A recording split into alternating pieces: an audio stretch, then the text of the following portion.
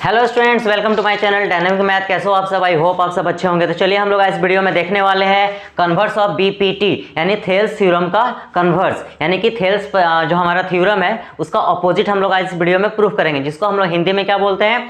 Thales प्रमेय का विलोम। यानी जो आप पिछले वीडियो में मैंने आपको बताया था बीपीटी का थ्योरम, तो ये क्या है? उसका कन्वर्स है, यानी कि उसी का ऑपोजिट है। जो बच्चे हिंदी में पढ़ते हैं उनको भी ये अच्छे से समझ में आएगा और जो इंग्लिश में पढ़ते हैं उनको भी समझ में आएगा ये। ओके, इसलिए दोनों बच्चे जो है अच्छे से ध्यान से इसको देखिएगा। चलिए हम स्टार्ट करते हैं आज बीपीटी का थ्योरम, जिसको हिंदी में क्या बोलेंगे? थेल्स प्रमेय का विलोम, यानी कि थेल्स थ्योरम का अपोजिट, जिसको हम लोग इंग्लिश में बोलते हैं converse of BPT, basic proportionality theorem. Hindi में बोलेंगे आधारभूत आनुपातिकता का प्रमेय। काफी सिंपल है, ध्यान से देखिएगा पूरे वीडियो को, बिल्कुल समझ में आएगा। अभी तक आप अगर नहीं सीखो इसको तो पूरा वीडियो को ध्यान से देखिए, आपको अच्छे से समझ में आ जाएगा। तो देखिए यहाँ पर क्या बोला जा रहा है। सबसे पहले हम लोग क्वेश्चन को पढ़ लेते हैं। और एक चीज मैं आपको बता देता हूँ कि आपका जो एग्जाम है वो काफी नजदीक आ गया है। इसके लिए आपको ज्यादा से ज्यादा क्या करना होगा?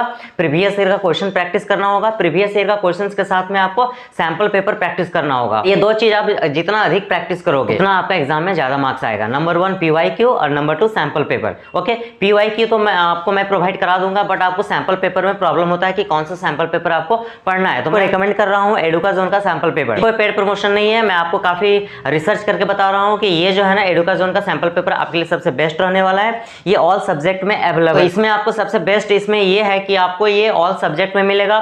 दूसरी बात है कि आपको इसमें 10 सैंपल पेपर दिया गया है, यानी 10 सैंपल पेपर आपको प्रैक्टिस करने के लिए सफिशियंट है। और इसका जो प्राइस है वो काफी कम प्राइस रखा गया है, कोई भी बच्चा इसको एफोर्ड कर सकता है। और ये आपको प्रैक्टिस करना है, जितना अधिक हो सकता है आपको इसको प्रैक्टिस करना है। इसमें आपका 10 सैंपल पेपर के साथ में जो पिछले साल 2023 में यानी 2023 में जो बोर्ड एग्जाम हुआ था उसका भी प्रीवियस ईयर का क्वेश्चंस का पूरा कंप्लीट सॉल्यूशन दे दिया गया है। और बाकी जितना 10 सैंपल पेपर दिया गया है उसका पूरा सॉल्यूशन भी आपको यहाँ पर प्रोवाइड करा दिया गया है। काफी सिंपल लैंग्वेज में है ये, जो आपको एग्जाम के लिए काफी हेल्प करेगा। ओके, ये ऑफलाइन और ऑनलाइन दोनों मार्केट में ये अवेलेबल है। आप ऑफलाइन जाकर के लोकल मार्केट में भी आप इसको बाय कर सकते हो और ऑनलाइन भी बाय कर सकते हो। अगर आपको ऑनलाइन बाय करना है तो इस वीडियो के डिस्क्रिप्शन में मैंने लिंक दे दिया है, एक बार लिंक में जाकर के जरूर चेक कर लेना कि ये बुक आपके लिए बेस्ट क्यों रहने वाला है। ओके, स्टार्ट करते हैं कन्वर्स ऑफ बीपीटी, थेल्स प्रमेय का विलोम, जिसको हम लोग बोलते हैं। तो सबसे पहले हम लोग क्वेश्चन को पढ़ लेते हैं। यहाँ पर क्या बोला जा रहा है?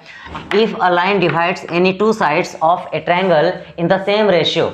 इसका मतलब क्या हुआ कि हमारा एक ट्रायंगल है, उस ट्रायंगल में AD अपॉन में DB equal to AE upon में EC, यानी AD अपॉन में DB जो है वो इक्वल दिया गया है AE अपॉन में EC।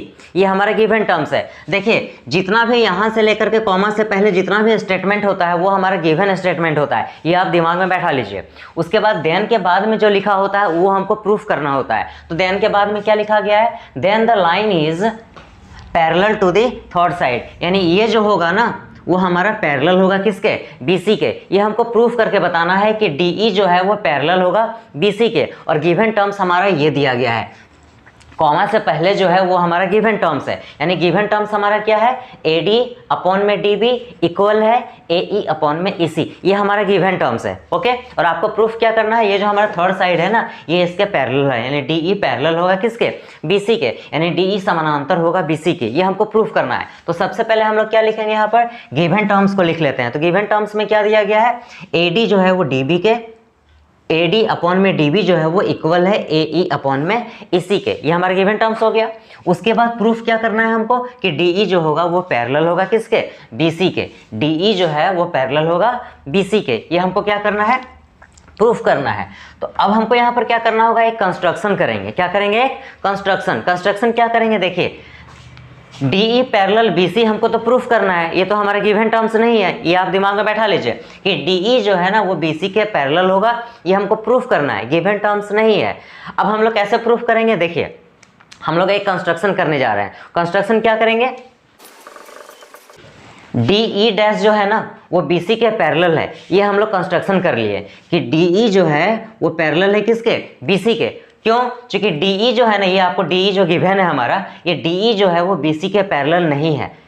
ओके, ये DE जो है वो BC के पैरेलल हमको प्रूफ करना है, गिवन टर्म्स नहीं है। तो हम लोग क्या करेंगे? अपने से खुद से एक हम लोग क्या करेंगे? DE डैश जो है वो BC के पैरेलल कर देंगे। ये हम लोग कंस्ट्रक्शन में अपने से करेंगे। ओके, तो हम लोग यहाँ क्या लिख लिए?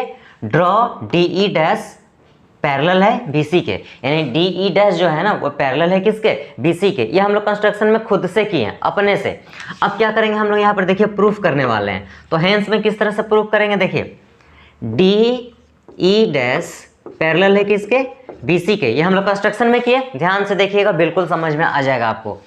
डी ई डैश जो है वो बीसी के पैरेलल है, ये हम लोग कंस्ट्रक्शन में खुद से किए। तो हम लोग बीपीटी में क्या पढ़े थे, हम लोग यहाँ लिख लेते हैं बाय बीपीटी, मतलब थेल्स थ्योरम से।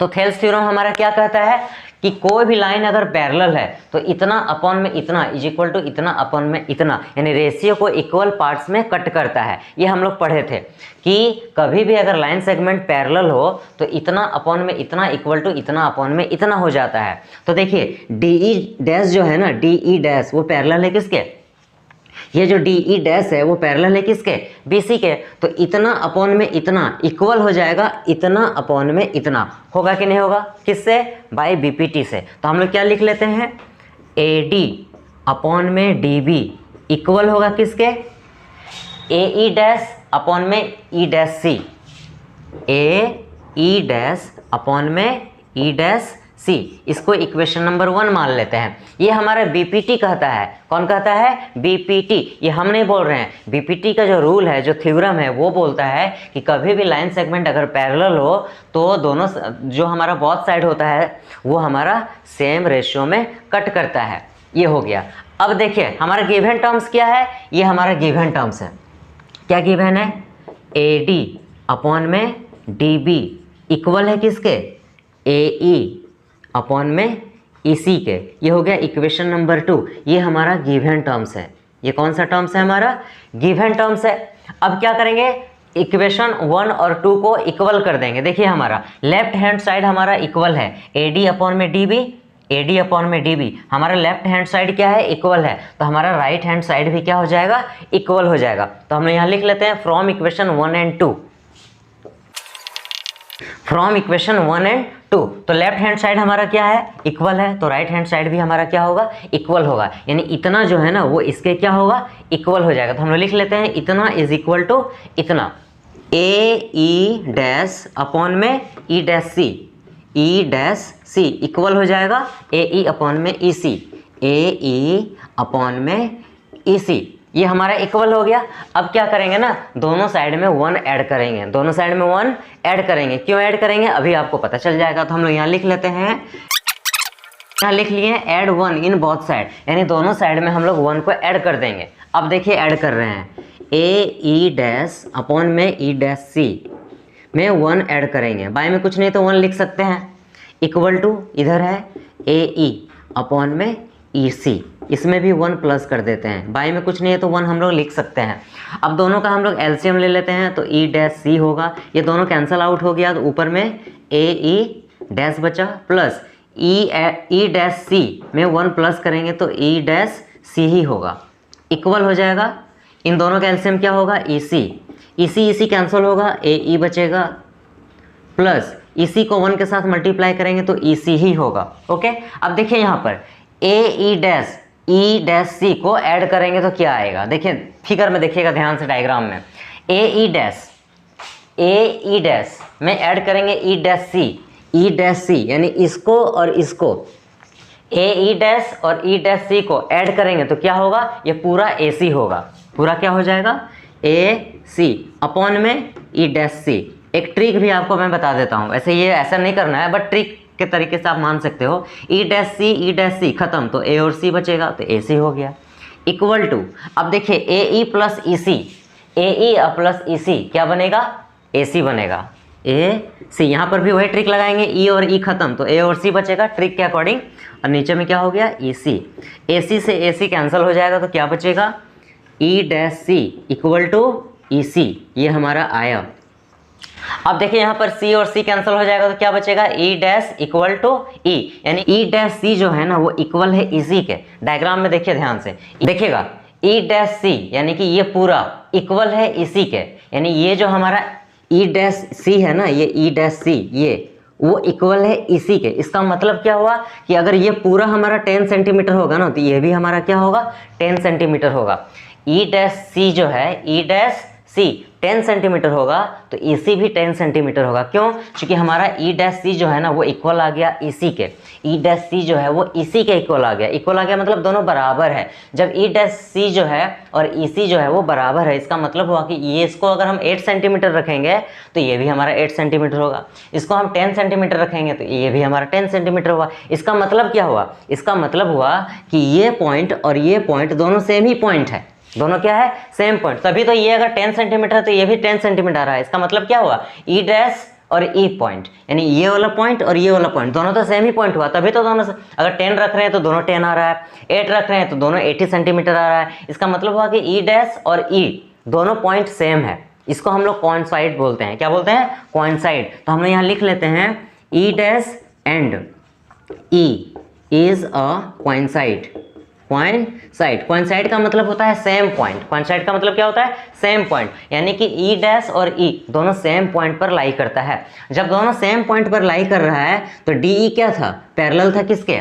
BC के। तो हम लोग लिख सकते हैं ना कि DE भी पैरेलल है BC के। क्यों? क्योंकि दोनों तो सेम ही पॉइंट है। जब DE पैरेलल था BC के, ये हम लोग कंस्ट्रक्शन में किए हुए थे, याद होगा आपको। यहाँ पर देखिए, तो DE' पैरेलल है BC के तो DE भी पैरेलल होगा BC के, क्योंकि दोनों पॉइंट तो सेम ही है। अब DE' पैरेलल होगा BC के या फिर DE पैरेलल होगा BC के, बोथ आर सेम। तो हम लोग यहाँ लिख लेते हैं सो DE जो है ना वो पैरेलल होगा किसके? BC के। ये हमको प्रूफ करना था, तो ये हमारा हैंस प्रूफ्ड हो गया। तो इस तरह से इस क्वेश्चंस को हम लोग प्रूफ करेंगे। आई होप कि आपको ये पूरा अच्छे से समझ में आ गया होगा। आप इसका स्क्रीनशॉट एक बार ले लो और इसको जितना हो सकता है आप लिख करके प्रैक्टिस करना, आपको बिल्कुल अच्छे से समझ में आ वीडियो में आपको इतना ही बताता हूँ। अगर आपको बिल्कुल अच्छे से समझ में आ गया और आप BPT का थ्योरम अगर आप नहीं देखे हो, थेल्स थ्योरम, तो वीडियो का लिंक मैंने डिस्क्रिप्शन में दे दिया है, जाकर के वहाँ BPT का जो थ्योरम है उसको भी आप जरूर देख लीजिएगा। तो चलिए इस वीडियो में आपको इतना ही बताऊंगा। अगर आप चैनल पर नए हो तो चैनल को सब्सक्राइब भी जरूर कर लीजिएगा,